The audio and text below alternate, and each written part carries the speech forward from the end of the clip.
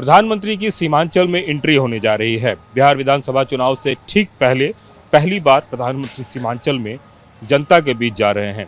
हालांकि प्रधानमंत्री इससे पहले भी सीमांचल आ चुके हैं, लेकिन तभी तक चुनाव का ऐलान नहीं हुआ था। तो हमारे साथ मध्य प्रदेश से बीजेपी के वरिष्ठ नेता विनोद सर मौजूद हैं।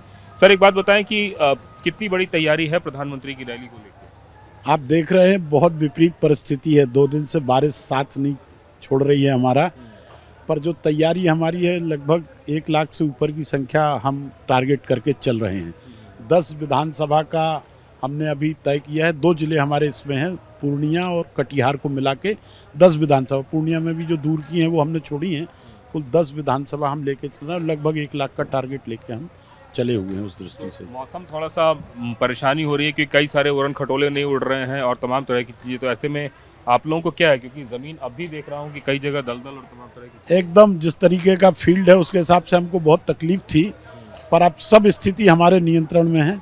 और कल जब यहाँ माननीय प्रधानमंत्री जी आएंगे तो मैं समझता हूँ कि एक सीमांचल के लिए बड़ा संदेश दे के जाने वाले हैं।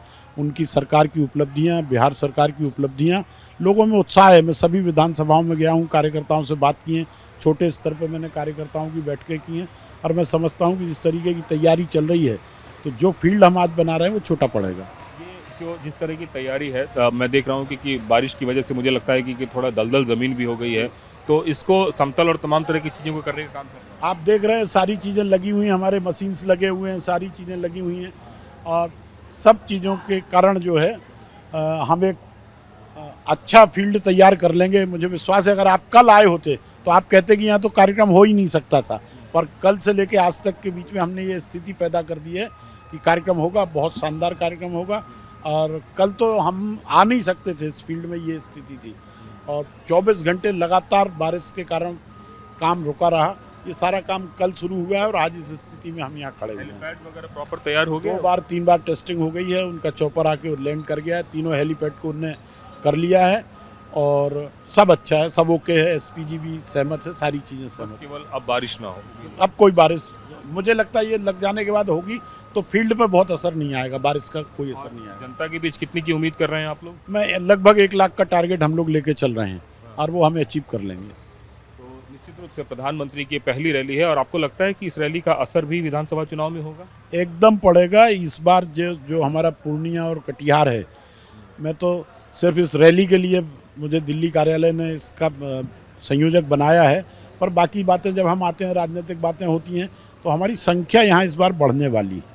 अच्छा, मतलब सीमांचल में संख्या बढ़ेगी। एनडीए अच्छा करेगी? हाँ, अच्छा करेगी, बेहतर करेगी। हमारे सहयोगी दल भी अच्छा कर रहे हैं और बहुत बढ़िया रिजल्ट आएंगे। तो निश्चित रूप से आप जो ये देख रहे हैं पूरी तैयारियां, ये प्रधानमंत्री की रैली को लेकर तैयारी है, और पहली बार प्रधानमंत्री सीमांचल में आ रहे हैं तो उसको लेकर तमाम तरह की तैयारियां हैं।